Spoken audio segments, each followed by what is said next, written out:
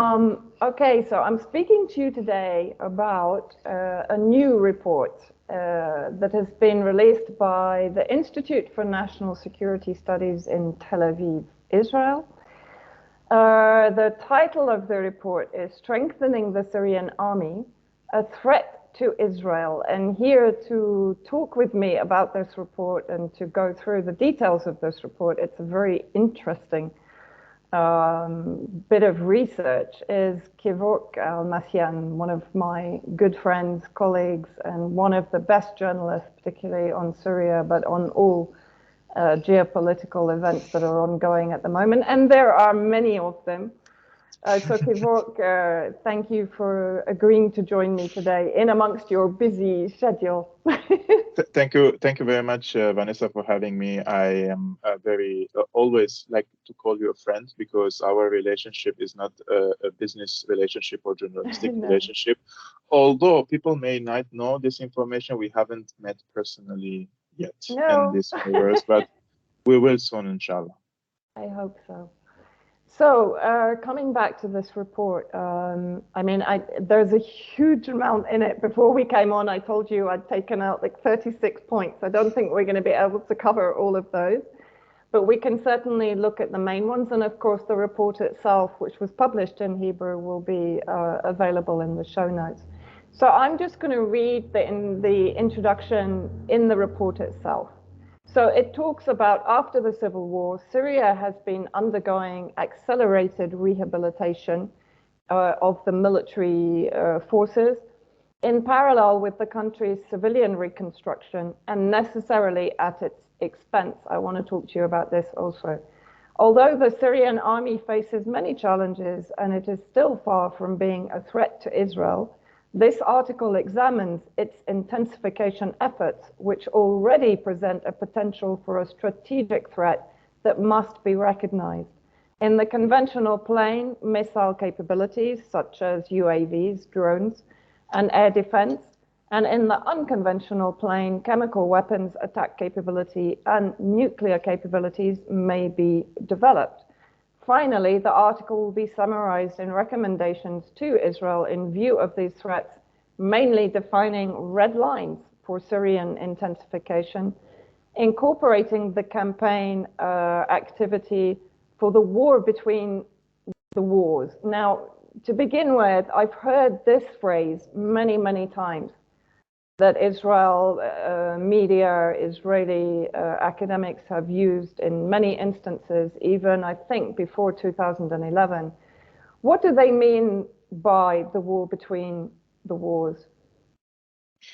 First of all, I would like to say that this institute, I have digged in a little bit into this institute, and in their own website, they say that the purpose of this institute is to advance the national security of Israel and its continuation in the region as a Jewish state. And of course, they also mix some of the other things like democratic Israel and Jewish at the same time, which is a contradiction. If you want to be a democratic state, in my opinion, it has to be democratic for all citizens, regardless of their religion, sect, or ethnicity.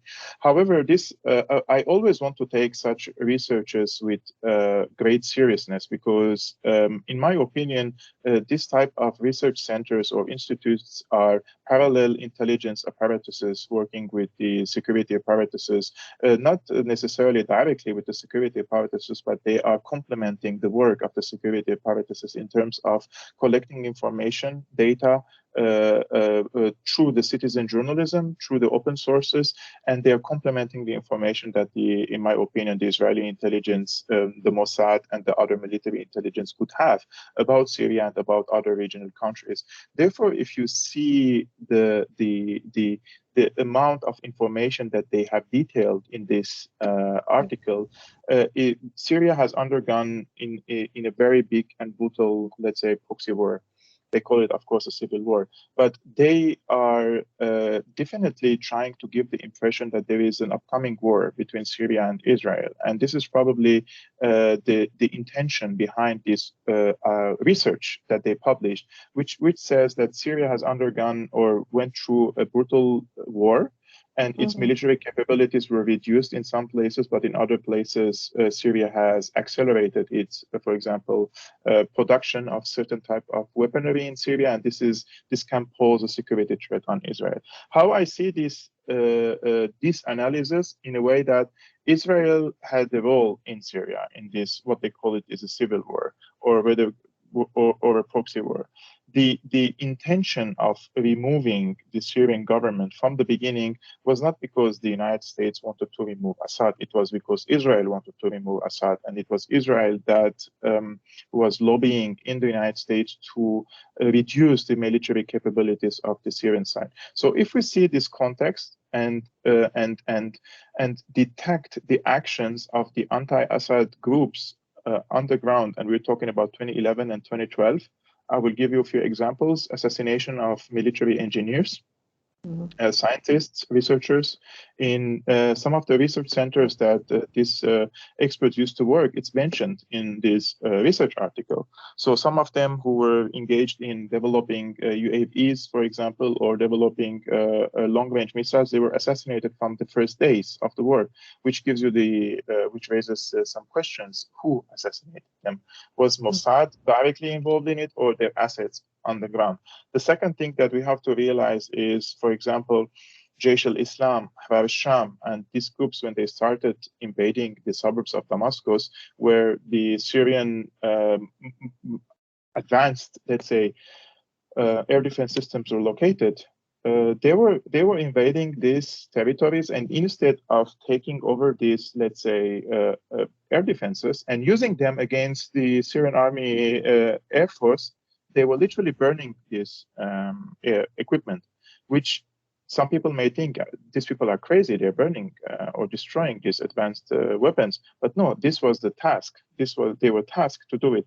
So overall, when you see the war that Syria has undergone through and the war that may come in the future, and combine these two scenarios together, everything that happened in Syria in the 12 years, it starts to make sense to you in a way that why Syria was targeted, why the defensive military facilities were targeted, why Syria's chemical stockpile were targeted, and why they have made all these chemical scenarios in Syria in order to deprive Syria of its chemical weapon capabilities and say that the Syrian government is unreliable and we have to destroy these chemical weapons, which, by the way, in the article, they say very clearly that Syria developed these chemical weapons as deterrence measures against the Israeli threat to Syria. They never said that Syria developed the chemical weapons to attack Israel.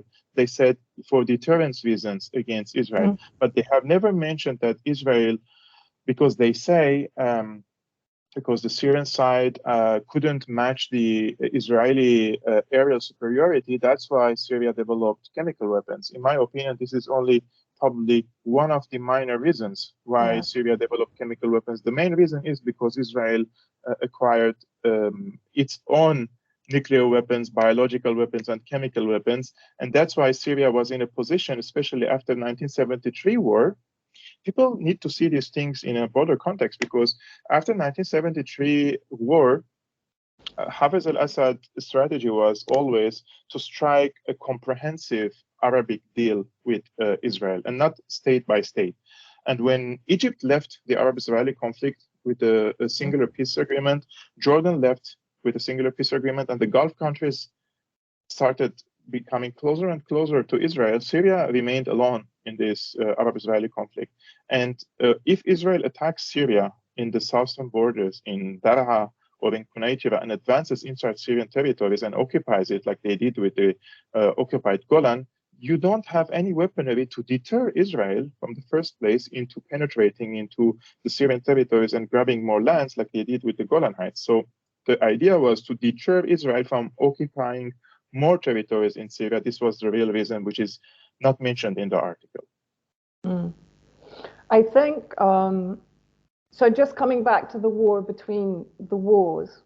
So effectively, does this mean that Israel has perceived that the operations that they're carrying out currently now, since 2011, since the civil war began, since the Western terrorist proxy war against Syria to destabilize Syria, to partition Syria, to depose the Syrian government, the internationally recognized Syrian government, to a large degree on behalf of Israel and the security of Israel in the region, as you've pointed out.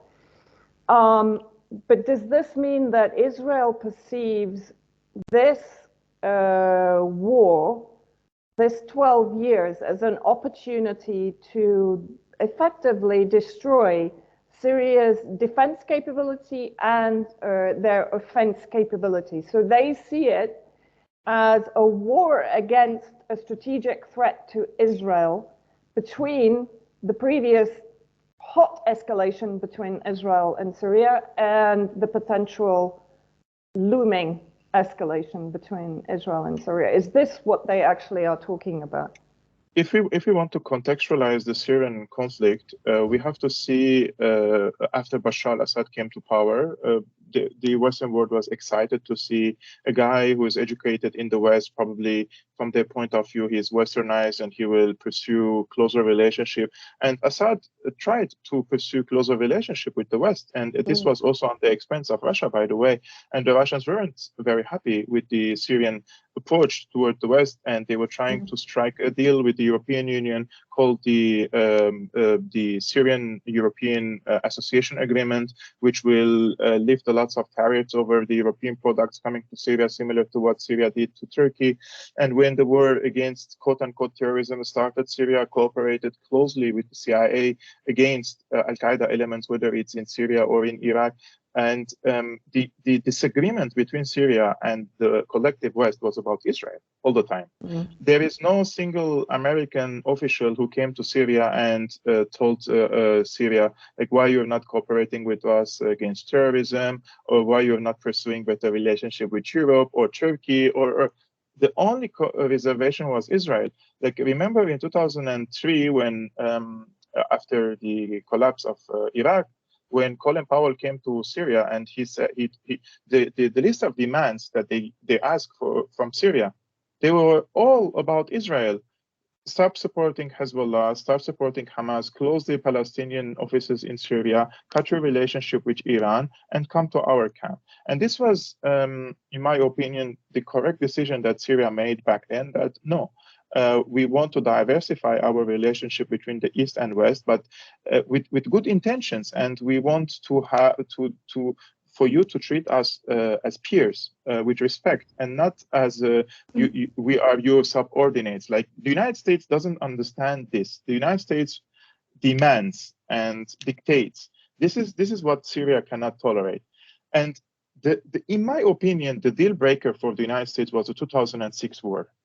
They had a huge project in the region that was called, according to Condoleezza Rice, she said, the war against Lebanon by Israel is the birthpawn of the new Middle East. Only a human freak can compare the destruction of a country to the birth of a child, right? So they saw that as an opportunity to redraw the map in the Middle East, and Syria literally foiled this. We give credit to of course, Hezbollah fighters, because they were on the ground fighting, but the big portion of the weaponry that they used, and we're talking about the game-changing weaponry, for example, the anti-tank rockets, and Hezbollah showing to the entire world the massacre of Mirkava, it's called in Arabic, like tens of them are being burned in southern Lebanon. This has destroyed first the big title that Israel is an invincible army that cannot be defeated. And secondly, the army industry of Israel was hugely damaged because of that. That 20 to 30 years old Soviet weaponry, they were capable of destroying modern Mirkavas. And these were all from the Syrian stockpiles. So I think the West, or the United States and Israel, they never forgave Syria for that. Never. And for destroying their project in the region, which they came back later through the gate of the Arab Spring. It's the same. They wanted to divide the region into vertical lines in any ways. This was from 2006. When the project was failed, 2006 war came, and 2008, let's remember, Hamas and Jihad, for the first time, they used the rockets, anti-tank rockets, in 2008. And this was also from the stockpile of Syria. Hezbollah delivered them through Egypt to the Gaza Strip. So all these scenarios, if we put the timeline of these events, we understand how the 2011 war erupted and how did they engineer this coup d'etat. I call it a proxy war, but it's basically coup d'etat. They tried to divide the Syrian army and turn part of the Syrian army against each other, right? But they didn't do it through conviction. Some of them probably they were convinced, but Qatar paid tens of millions of dollars for corrupted Syrian officers to defect or leave the Syrian army and join the so-called Free Syrian Army. When we read the Syrian literature, it's crazy that this is not even mentioned. It's like Syrian army soldiers started to defect and joining the Free Syrian Army because they want justice and democracy for Syria. It's like like even if you tell this story to a 3-year-old child, this 3-year-old child may ask some questions about this narrative. It looks so beautiful. It looks so Hollywood style, the people for good and bad, and even Azmi Shaba. It's also not the first time that they've used this method to try to divide the military in Syria. When was it? Back in the 50s? 50s. In the 80s also they tried with the Muslim Brotherhood. 50s, the military actually reported the effort, and that's what basically completely deflated it. But I mean, this war against Syria and against the region has been ongoing since Syria's independence in 1946 from French mandate, and the text, the kind of the blueprint has been the same throughout. The weaponization of Muslim Brotherhood, the division of the armed forces, the attempt to foment sectarian division in the country, right? I mean, we've seen it before through history. And then, of course, you have the Israeli clean break strategy also. So all of this has been leading to where we are now. But I just want to come back to the report because I've read it now 2 or 3 times. And actually, on the third reading, I'm starting to actually get that there's actually a begrudged respect for Syria in this report, right?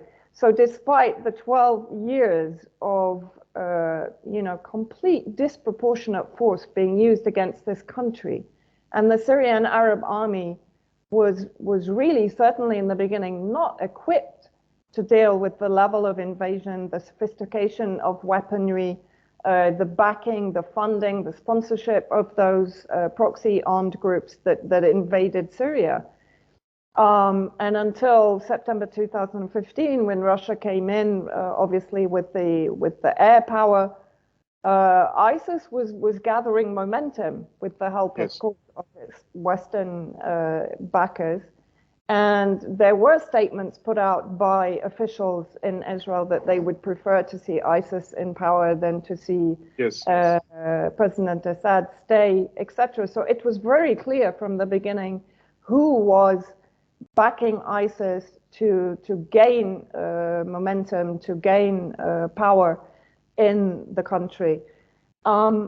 But what I'm getting from this report, for example, they talk about the Scientific Research Center as being the most advanced in the Middle East before 2011. This is fascinating for me because this is saying that, as you've pointed out, for Israel, the greatest threat in the region, and therefore the country against which there should be the most concerted effort to destabilize it and to devastate its military capability, is Syria, right? Actually, this is also an information warfare. For Israel, it's very important to keep its neighboring countries blind on certain technological, scientific, and military aspects. For example, I was in France studying in Sciences Po in 2009 and 2010, and there is a faculty about nuclear studies. And I just, my naive me, asked if people from Syria or from Iran or other countries can study in this faculty, and they said only particular, like handful of people from handful of countries can actually enroll in this. And this gives you this puts everything into the right context, which is the purpose is not only to stop the development of certain weaponry, it's also to stop the people from having the knowledge about this weaponry, because once you have the knowledge about either technology or weaponry, you can use it for both purposes, for defensive and offensive, but also to export it to other countries, right? You can export your expertise. For example, North Korea, they have a huge expertise about weaponry and technology, and they deliver this to countries like Syria, like Iran. People need to understand that there's so many people make jokes about North Korea and everything, and I personally I understand where are they coming from, especially if they're not this liberal people. But it's a closed country, right? It's a very difficult place to live. But at the same time, these people have so much knowledge nowadays that it's the only country probably after that still has its nuclear weapons and were not manipulated to give up its nuclear weapons, just like other countries did, and they were destroyed completely. Even Trump's visit to North Korea, they cannot be persuaded. They are aware, not only technologically, but also intellectually, they understand their enemy. They understand how the other side thinks, that the other side is waiting you so that you don't have a deterrence capacities again. So in my opinion, Israel saw the conflict in Syria as an opportunity to destroy its defensive capabilities and especially its strategic weaponry, to exhaust the army and entrench it in the entire Syrian territory so that it can be involved in the Syrian war. So why would Israel support the Islamist terrorists in southern Syria against the Syrian army, giving them cash, giving them medical treatment? If you ask any Israeli, look, this is my conviction, the Israeli side, of course, they don't want Al-Qaeda to rule Syria completely, but at the same time, they don't want for the Syrian army to win on Al-Qaeda. So they give, this is the fourth generation of asymmetrical warfare, which is you give enough amount of support to the side that is incapable of winning on the Syrian army in this equation, but you give them enough weaponry for the war to continue, and so that this side cannot be crushed. And this is the same thing now in Idlib. In Idlib, if the Syrian army today decides to enter Idlib, it will be a lot of bloodshed, but the outcome of the conflict is pretty clear for everyone that the Syrian army will win decisively. That is why what they do is just when the patient is in the hospital and he's dying, and they're just giving him the enough medication for this person to breathe, right? This is what they're doing. This is what they're doing with Idlib right now. They know that it's the largest safe haven for Al-Qaeda terrorists in the entire world. And at the same time, they don't want the Syrian army to capture it. They want the status quo. The status quo means drain of resources and also Syria's incapability of restoring its sovereignty, its reconstruction. Syria is built on an amazing highways that can connect cities, governorates to each other. Like the far east, Qamishli and Hasake is connected to Aleppo. Aleppo is connected to Latakia. Latakia is connected to Homs. Homs is connected to Damascus. And in every region, Hafiz al-Assad constructed different types of whether industrial or agricultural powerhouses, so that no governorate could have the absolute power over each other. So these governorates can all complement each other. But Aleppo cannot survive without Qamishli, and Qamishli cannot survive without Damascus. Everyone's fate is interconnected with each other. And this is how Hafiz al-Assad created a sort of economy that doesn't only connect the people on a financial interest level, but also it creates a situation that because of the interaction between different people on a business level and the trade level, we have now lots of interaction with people from Deir ez-Zor al-Hasake in Aleppo. We're selling them the spare parts of their big trucks that they need to use for their agriculture. And now we know the people from Hasake and Qamishli, we meet with them, we have bread with them, we eat bread with them, we drink tea with them, and this creates this harmony between the different people. The harmony was not only based on a government policy like you guys need to behave. No, it was also because of the economic interest between these Exactly. different segments of the society that created this harmonic mosaic, that I would say. And this is why Syria is unstable now, because they just cut all these connectivities between the governorates. And this is why it was so important for the Syrian army to liberate the M5 highway. And now they're speaking about the M4, The M4. maybe M4, yes. M4, yeah. These highways are detrimental for the recovery of the Syrian economy, and that's what the NATO knows, and that's why Erdogan is he's playing games with Syria. And I've been saying this for a very long time. For people, the M5 is from Aleppo to Damascus, and Yeah. the M4 is from Aleppo to Latakia, right? Yeah. And at the moment, the Syrian army has control of the territory to the south of the M4, and the kind of buffer zone is patrolled by Turkey and Russia, as far as I understand. Yeah, but the Turkish side, they don't want to give up their privileges. Sorry, I interrupted you. Yeah. No problem at all. The problem is also I truly want to express my the Russian side was heavily embedded with the Turkish side for obvious reasons, and it has its own strategic reasons, right, regarding Ukraine, regarding the phosphorus, regarding lots of things. But at the same time, Erdogan is also a very good geopolitical chess player, and it took him only for re-election to restore his previous Erdogan. Yeah, it's pretty obvious from the beginning what Erdogan was playing with, also with Russia. Both sides were playing with each other, but Erdogan, in my opinion, is always outsmarting the Russian side. And then the Russian side, when they are fed up, they're coming with excessive force. Yeah, they're coming with excessive force and using lots of, I would say, air power against the proxies of Turkey just to send a message to Erdogan. And I think Syrians are losing so much time and losing so much opportunities to recover and restore their economic health because of these big geopolitical games that both sides are playing with each other. Absolutely. And we saw this actually in the final liberation of Eastern Aleppo. The same thing.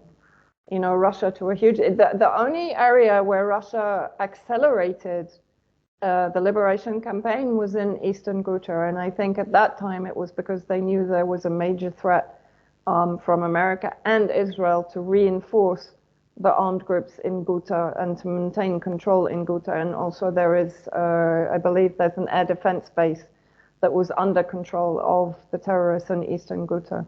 And that was the only time that Russia actually really accelerated things and didn't put a foot on the brake pedal at any time. Now, of course, we are seeing a degree of acceleration, I think, from Russia. We're seeing intensified bombing in Idlib.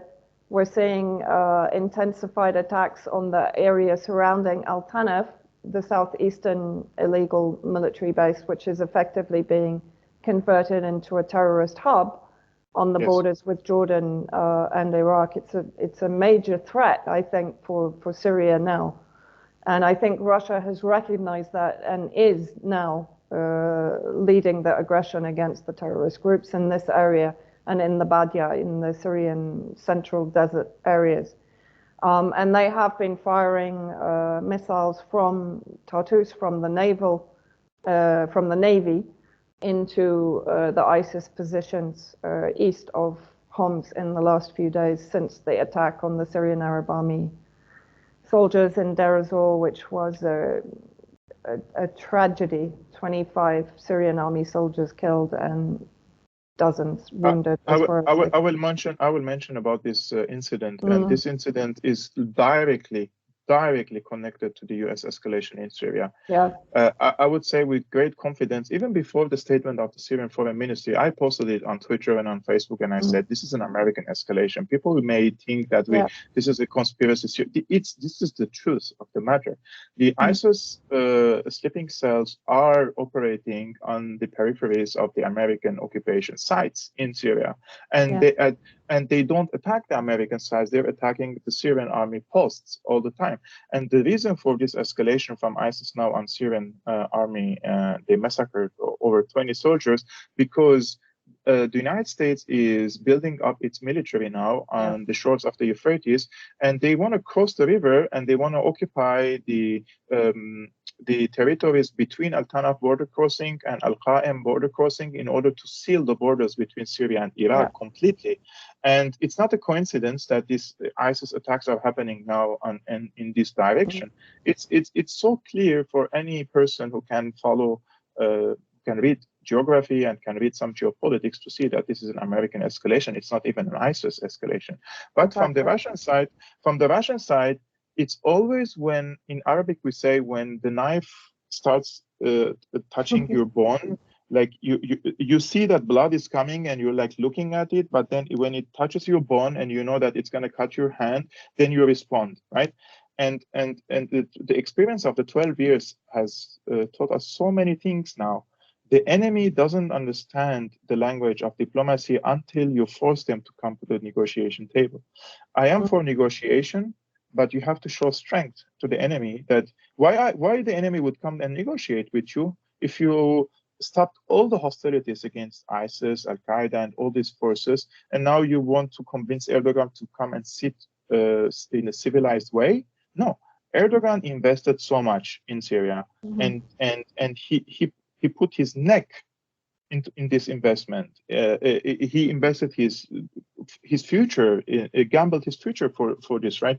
And he occupied the northern belt, he occupied Idlib, and he has proxy forces there, and he wants to create a buffer zone, and he wants to legitimize his occupation of these territories. How do you force them back? You need to destroy the fortifications of the Al-Nusra in southern Idlib. And how do you do that? You need to bring now artilleries, you need to bring the Air Force, you need to bomb them for weeks. And nobody can say that there are civilian casualties there because the fortifications are all in rural areas. They are all in either agricultural territories, in places where no residential buildings are, right? So this has to be done so that Erdogan comes and sits on a negotiation table. Otherwise, in my opinion, Erdogan will not come. And of course, Israel sees everything in Syria they monitor everything with great interest, and they find they have very good intelligence. Anytime they detect any reinforcement that can improve the reconstruction or fasten the reconstruction of the Syrian army or its capabilities, they always ready to strike. And they're spying warplanes. They are spying Syria 24/7. The map and the Mediterranean is full of Israeli spy cargos. They're just recording everything in Syria. And imagine if Syria does this, sends spying planes near the waters in Haifa or in Tel Aviv, and then strikes inside Syria, inside Israel. It's always what is not allowed for others, it's allowed for Israel. And with no questions asked about this. Imagine a country is bombing the capital of another country, and then the number of mainstream television that report about it is zero. Like, were it not for Twitter, and were it not for Twitter, were it not for you, were it not for us on these social media platforms, nobody even hears about these attacks on Syria, which tells you something, right, about where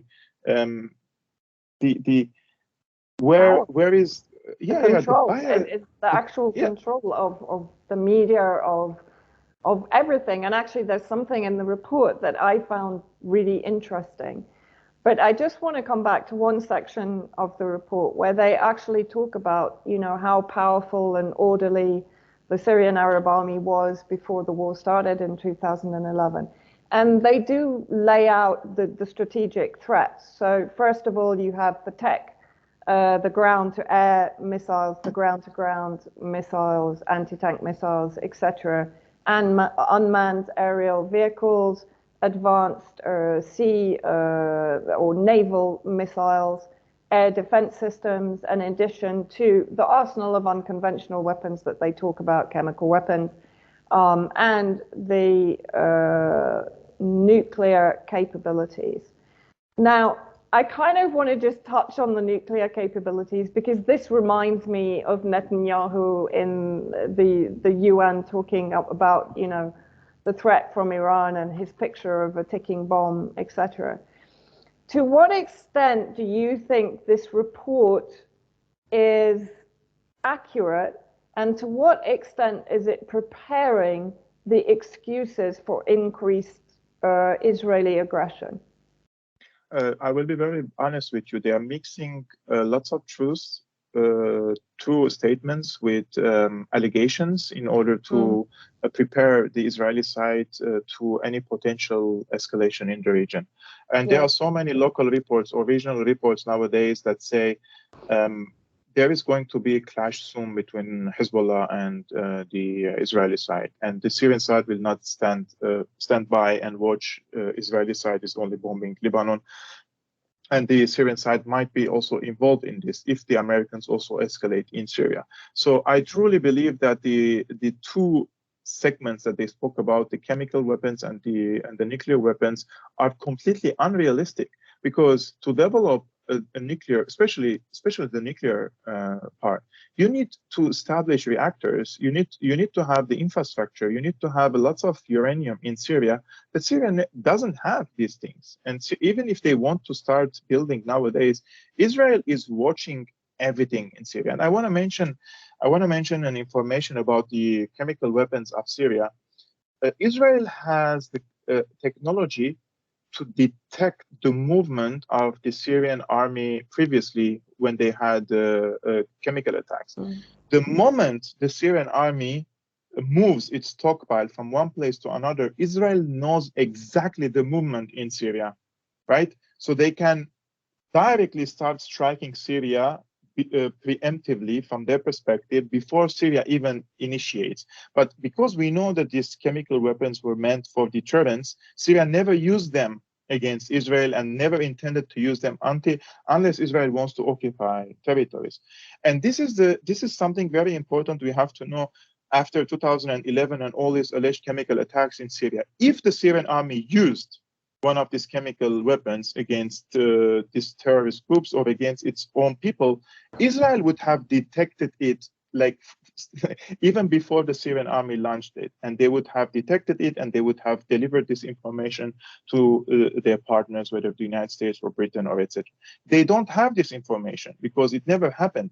And today I was talking to Dr. Pierce Robinson about the latest Duma report, and we were talking about the inconsistencies in the report. For example, the Ghouta report, for example. How can the OPCW made a mistake about the degree from which the missile or the rocket which carried the sarin gas and exploded in the Ghouta? How can they miss a 30-degree difference between the reality on the ground and what they have reported in their 30-degree makes a huge difference from which side the rocket came.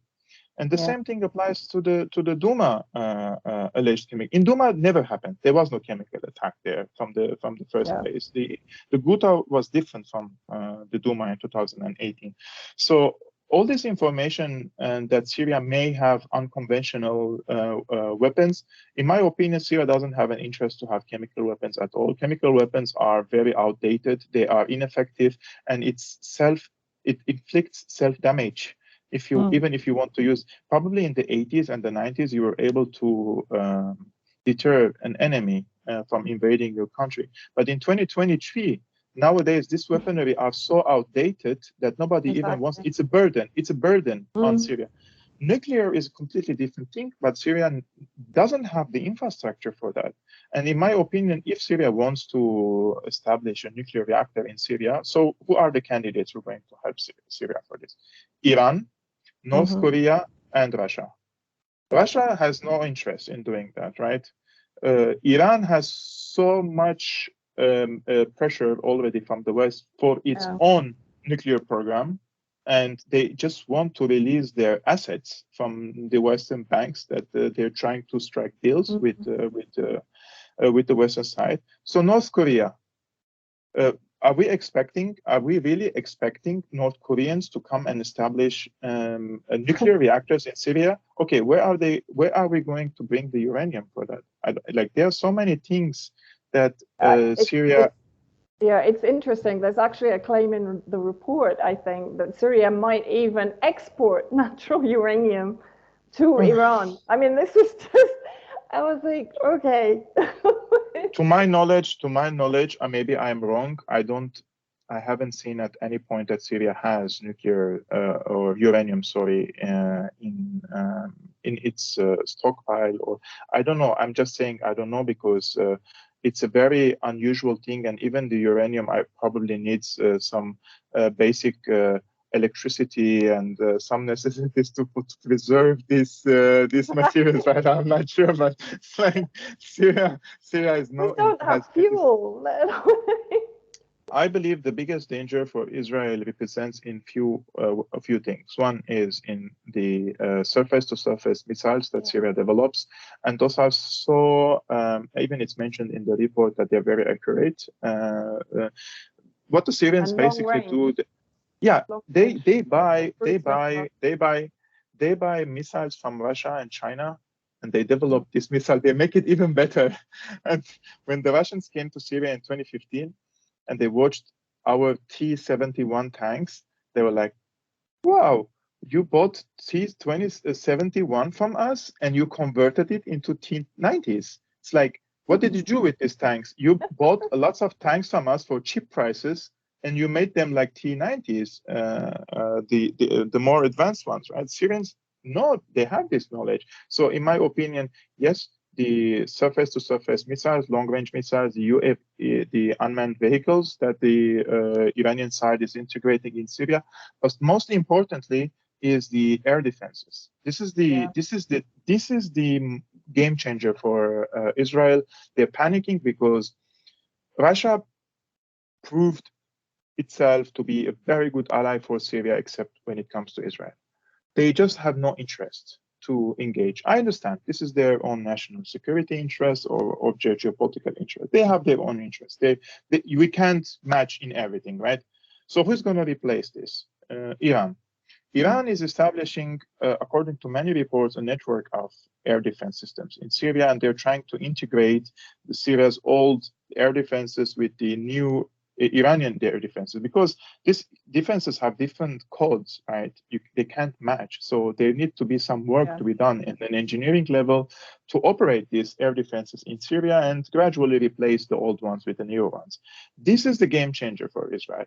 The moment Israel doesn't have an air superiority, the only biting teeth that Israel can have against Syria is the nuclear weapon.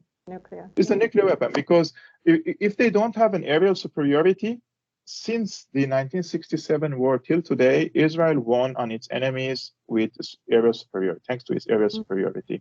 If they no more have that and their aerial superiority is broken, the only game changer weaponry that they could resort to is the nuclear weapon. And they don't want, in my opinion, in 73, they try to scare the Egyptian and the Syrian sides that they will use nuclear weapons. But geographically speaking, Vanessa, where Israel can use nuclear weapons on Syria, if they want to use it, they have to use it either in Homs or in Aleppo or in the desert or in Deir Zor. Using it even in Damascus, it's too dangerous, even for their own sake. Contamination, speaking, and everything. Syria and Israel are too close to each other. So this type of weaponry can even affect them in Israel. And Israel has another geographical deficit. We say the Israeli geography is too thin, and the population is so dense. So one Scud missile from the Syrian side, let's say if it's on Haifa or it's on Tel Aviv, it can cause a very big casualties compared to an open territory. In Syria, you have so many open territories, right? But in Israel, it's like it's all intensely populated and very close to each other. So I truly believe that Israel also has lots of weaknesses and strategic weaknesses that their enemies can use. But Israel has the backing of lots of powers, in my opinion. Even And actually, that's what I kind of probably want to end on, because I know that you need to go and I've taken up a lot of your time. But what I found fascinating, although we know the depth of communication between Israel and, as you mentioned, its allies, and not even its allies, its kind of strategic partners, let's say, Yeah. in Saudi Arabia, in UAE, etc. And this report makes this absolutely crystal clear to me. So, for example, they talk about their strategic plan could include damage to the research center. But we need to also point out to people that the actual research and development now is being done underground in all of these scientific research centers. And Israel has been consistently frustrated in its attempts to cause any damage to these underground development centers, right? The damage is always superficial. Partly because, if I understand correctly, because they're firing missiles either from long range or from aircraft, still from long range. They need to actually be close to be able to really get underground to these centers. So they're talking about damage to the research centers, which of course they've been trying to do for some time. But then what I find interesting, they talk about, and I'm taking this from the report, using a variety of tools that are not just airstrikes, analysis and monitoring of supply chains and damage to them, promoting sanctions against from the United States against personalities involved in military buildup in Syria, and diplomatic and raising consciousness actions. And then, to add to this, they go on and talk about, for example, they can help to channel aid for civilian rehabilitation in Syria as a kind of, sweetener for Syria not to develop its military to defend itself against Israel, and also to strengthen intelligence and operational cooperation with veteran peace states and the normalization countries of recent years, and to address common challenges related to Syria. So for me, this is quite extraordinary. This just lays out their strategy, their intelligence strategy, and how they work, the hand in the puppet, basically, instructing the US where to put sanctions, how to dampen down on Syrian rehabilitation, etc. Quite incredible. It also shows the so-called Syrian American Council, the Council for American Islamic, all these organizations in the United States who are working day and night to impose more sanctions on the Syrian people, that they are collaborating with the Zionist lobby there. Because these organizations in Syria, they don't say that they're lobbyists, but they do lobbying there, right? They're unregistered lobby groups, and only the Qatari and the Israeli side are cooperating with them in order to inflict more damage to the Syrian economy. The Emirati side aren't really interested at the moment to have bad relations with Syria. Of course, what the Emiratis did with this normalization of relations is horrible for the region. But I want always to see the impact on the military aspect of it, right? Like since 1973, when Anwar Sadat left the Arab-Israeli conflict, Syria had no choice but to strike a strategic relationship with Iran. And if the UAE back then or the Saudi Arabia were ready to fill the gap or to fill the vacuum of Egypt, Syria would have resorted to these Arabic countries. So these Arabic countries, whether they strike a deal with Israel or not, they don't have any influence on the actual combat situation on the ground between Syria, Lebanon, Palestine, and Israel. The only parties that have an impact there are the Syrian side, the Iranian side, Hezbollah, Hamas, Jihad, these groups. Whether you agree with them or not, I'm not saying anything. But the weaponry, the technology, the fighting power, everything is coming from these countries. Nobody asked any penny from the Saudis or the Emiratis in favor of them. The only thing that the Syrian side probably asked them not to fund the Israeli side if a war erupts, not to give Yeah. them probably some fuel, for their jets. That's probably the only demand from the Syrian side to the Saudis and to the Emiratis. But I've been following the Emirati and Saudi influencers on social media quite some time. I wanted to understand their point of view, and it's quite obvious that they're doing this because they have an economic vision in the region in a way that they don't want anymore to be engaged in any conflict with Israel, because this only is stopping their economic development from their perspective. In order, for example, to host a World Cup, or in order to host the big events in their countries, that shows the why do you think Saudi Arabia is spending hundreds of millions now on football players to bring them to the Saudi league? Because they have a bid, they want to organize a World Cup, and they can't organize a World Cup if they are at war with Israel.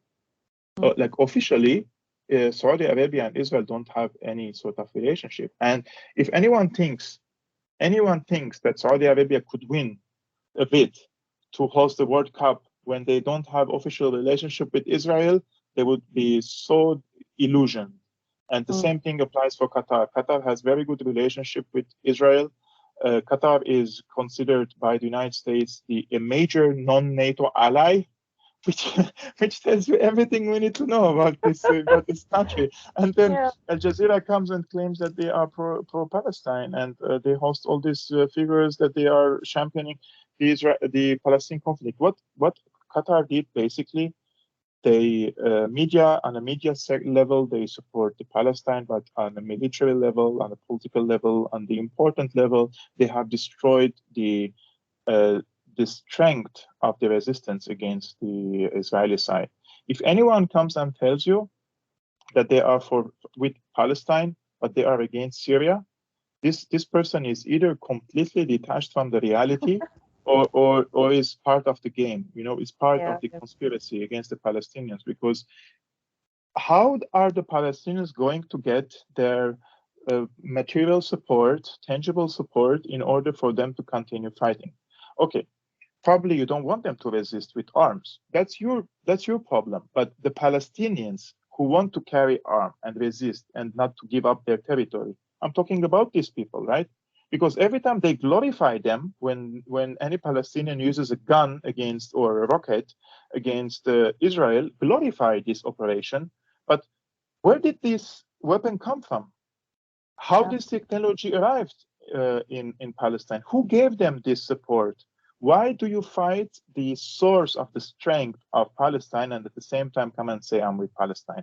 This is an utter hypocrisy that I cannot stress enough how many people, even unfortunately among the Palestinians, they are, and this is just they're damaging their own cause. So I myself, I was very disappointed by so many people. I went one time here to a demo, and Palestinians were calling me the Assad guy, and and it makes me it makes me sad, because all this war happened in Syria because of Syria's position on this case, and Syria paid very huge price for it. And now, but there is a matter of principle in Syria, and I think Syria has chosen a path, and they cannot back off now, and they cannot now strike a deal with the United States. And President Assad was very clear about this in the last interview with Sky News. He said there is nothing new with the United States, the talks that are being held in Oman. And two, we don't have hope at all that the US would change. This means it's either a political stalemate in Syria or escalation. There is no solution coming from regional and international powers to finish this situation. It's political stalemate, military stalemate, or escalation, and then solution. Do you think we're definitely, I mean, I have a personal view, but do you think we're heading for escalation, military escalation? This is not my analysis. I received information from Syria that says the last two military maneuvers that the Syrian army initiated, one of them in the deserts and one of them in Hama, those were two scenarios for first engaging with any sort of escalation from the American side in the Euphrates or from the Idlib side. So they're getting ready for clash, probably. And the imagery and the type of production that they posted, it shows that they're sending a message. And yesterday, when there was a retaliation on the Koniko and Al Omar fields, and some people on Twitter, they deny it, but it happened. Rockets were fired on American sides because of the knowledge and the concrete intelligence knowledge that the Syrian side has, which indicates that the Americans are preparing to seal the borders with Iraq. So people were, of course, the anti-Assad side, they always underestimate these things or try to mock and ridicule these things because they have no dignity at all. Syria is not going to engage against a superpower alone. There is going to be Iranian support. There's going to be Russian support in this. I truly believe that the Russians and the Iranians, they will stand with Syria in this if there is a clash with the Americans. Well, I mean, Russia has, I think, sent a very clear message with the recent, clashes between Russian aircraft and U.S. drones and aircraft. I mean, more than 340 incursions by U.S. aircraft into Russian, I don't know what you call it, the area around the Russian plane. And now this recent spate of missile launches from the Navy, the Russian Navy, which again, for me, is a clear message. It's saying, okay, we're not going to risk clashing with you in the air, but we have the power to damage, to wipe out your military bases in 5 minutes if we decide to do this, right? I mean, this is it's a very strong message, I think. I truly think that the Americans are also increasing their manpower. They have now new airplane carriers that entered the Gulf Sea. And let's hope that the escalation won't happen because at the end the people will pay the price. But it's always like this, Vanessa. You just read every single conflict, and there is no conflict that can be solved unless both sides are rational, right? And I truly believe that the American rulers, and I'm not talking about Biden and all these clowns, I'm really talking about the rulers of the United States. Those are criminal psychopaths, and those people are not ready to give up on any inch unless you force them to back off. And yesterday I was discussing with a Syrian guy who was telling me we can't compromise with the United States. We can't give them anything so that they compromise with us, right? And I thought about it long enough, and I was like, Syria is not as strong as the United States. Syria cannot offer incentives to the United States. But if you offer an incentive to the bully, you're only encouraging the bully to bully you more. And this is the unfortunate truth. You don't have there is no middle way in this. You either face it or you lose your sovereignty. There is no in between in this. And Syria has chosen to go in this path, and I think it will take so much time, and people will suffer a lot. And it's a very, very difficult path, and a lot of people will suffer psychologically, physically, and everything. But you have to choose. You have to choose a path now. I mean, when the Nazis occupied France or occupied the rest of Europe, most of the people said, we can't defeat the Nazis. Why would we resist them, right? Only a very minority of people resisted the Nazis in Western Europe and carried arms against them, right? But at the end of the day, now we are in 2023. Who do we honor? Do we honor the people who said, we can't defeat the Nazis, or we honor the people who carried the arms and fought against them, right? Sometimes it's a matter of time. I mean, power is a circle. Nobody can stay powerful forever. Personally, you can't stay powerful forever, and all empires, they pass through circles as an empire. And I truly see in the Ukraine war that the United States is losing its grip on so many places around the world. And Syria has to wait. Unfortunately, Syria is not as strong to change geopolitical equations now on the international level, but they have to wait. They have to be patient, and the people will suffer, unfortunately, until the the gradual collapse of the empire starts and a multipolar system emerges. And in a multipolar world, Russia and China must create parallel financial systems so that all these sanctions that the US are imposing on Syria and other countries would be just an ink on a paper. Otherwise, the bulldog will continue bulldogging. Kevork, thank you so much. I found that really fascinating myself. I could have listened to you for another hour, as always.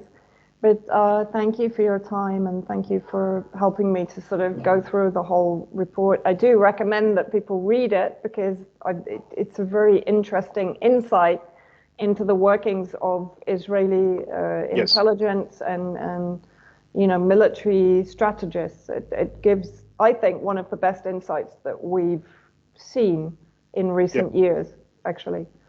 So thank you very much. Take care. Enjoy the rest of your day and speak to you very soon. Thank you so much. All right. My pleasure. Thank you so much, Vanessa. Bye.